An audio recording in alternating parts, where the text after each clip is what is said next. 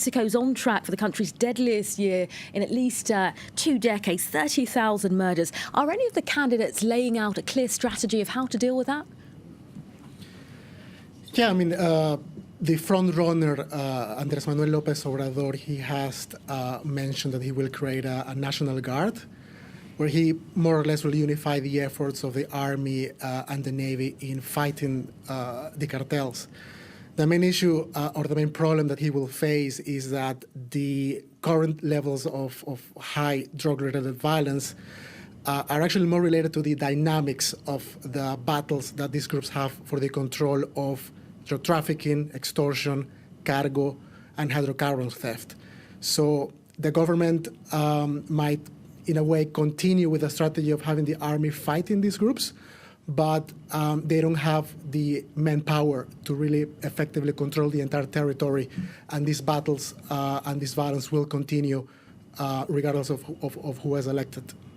I mean, when it comes to AMLO, as you said there, who's currently has or said to have a comfortable lead according to certain polls, I mean, what he's promising actually realistic?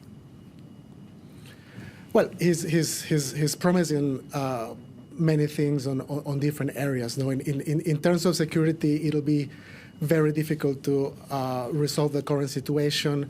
The strategy that your colleague mentioned on providing amnesty to certain groups has been tested in Colombia.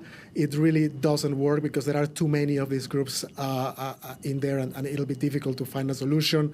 Everything is driven by obviously the fragmentation of these groups and all of them trying to obtain control over different lucrative businesses.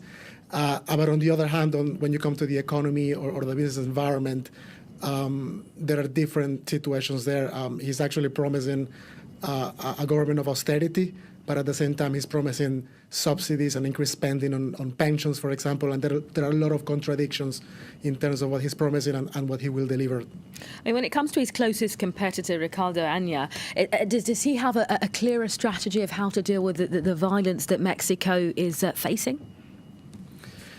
They're talking about making regulatory changes to strengthen the state's capacity to fight the cartels, going against corruption, trying to address the issue of the local police forces, either strengthening them or, if not, creating a unified single command to pretty much improve coordination between these groups. But overall, none of them have come up with real long-term strategies of addressing the situation, which involve addressing the issue of poverty, generating jobs for young population that would be an alternative to them joining organized crime, and everything will continue to be driven by these dynamics of these groups. No?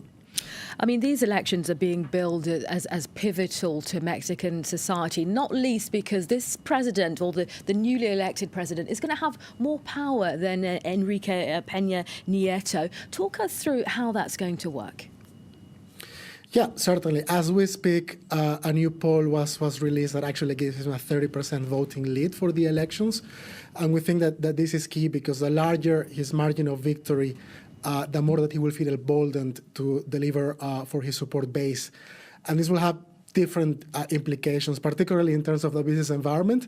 If he indeed has a large margin of victory, it is highly likely that he will move ahead with his plans to, for example, review contracts that have been awarded in infrastructure, in energy, and also to target something or a group of people that he has repeatedly mentioned during the campaign, which he labels as a mafia of power, where he would probably like to tax them or review contracts that have been awarded to them. One quick question is that whether he will be able to transfer his current popularity to his party.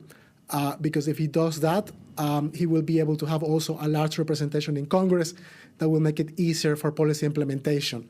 Having said that, it looks very unlikely that he will get 2/3 in Congress, which is the required minimum that he needs to reverse some of the pro-market reforms that have been implemented by this current administration. Okay, Cardenas, speaking to us from London. Thanks for your time today.